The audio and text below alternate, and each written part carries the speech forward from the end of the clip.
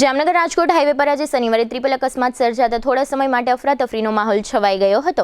Jamnagar Rajkot highway પર ધ્રોલિયાની hotel સામે high traffic વચ્ચે અકસ્માત બન્યો હતો।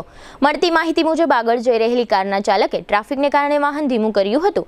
એ દરમિયાન પાછળથી આવી રહેલા ટ્રકે જોરદાર ઠોકર મારતા અકસ્માત સર્જાયો હતો। અથડામણ એટલી જોરદાર હતી કે બે કાર અને એક ટ્રક એકબીજા સાથે અથડાયા હતા। કાર ચાલકે ટ્રક ઓવરલોડ હોવાનો પણ આક્ષેપ કર્યો છે। અકસ્માતના કારણે હાઈવે પર ટ્રાફિક જામ સર્જાયો હતો અને થોડા સમય માટે વાહનોની લાંબી કતારો લાગી ગઈ હતી।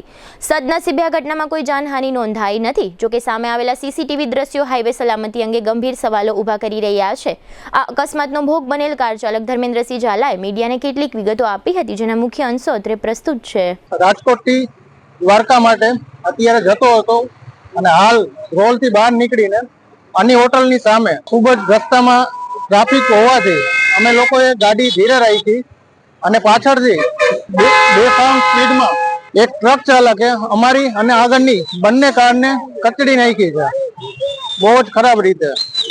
અમારી ગાડીમાં સંજોગે પાછળ કોઈ બેઠું નહોતું। આ ટ્રક ચાલકે જોયા જાણ્યા વગર અને બ્રેક માર્યા વગર અમારી ગાડીને ટોટલી લોસ કરી નાખી છે અને તેને બ્રેક જ નથી મારી અને પોતે બી ઓવરલોડિંગ છે ગાડી તેવી અમને શંકા છે, કેમ કે પાછળ ધૂળથી ભરેલી આખો ટ્રક ભરેલો છે અને એને બેફામ જેમ ફાવે એમ ગાડી ચલાવીને અમારી ગાડીને પાછળથી જોરદાર રૂપમાં ઠોકર મારી છે। આવા હેવી જે વ્હીકલ ચલાવતા હોય એમના ડ્રાઈવરોને ખાસ કરીને નોંધ લેવી જોઈએ। ઓવરલોડિંગ થતું હોય છે અને ડ્રાઈવરની બાજુમાં કોઈ કંડક્ટર કે કાંઈ પણ નથી અને બેફામ જેમ ચલાવે જેમ મન ફાવે તેમ ચલાવે છે અને આ તો અહીંયા કોઈ માણસ નહોતું, નકર એને અત્યારે ટૂંકમાં મૃત્યુ પામી જાત અને એના ઉપર પણ ચડાવી દેતા ટ્રક ચાલક અને આના ઉપર સખ્ત ને સખ્ત કાર્યવાહી થવી જોઈએ।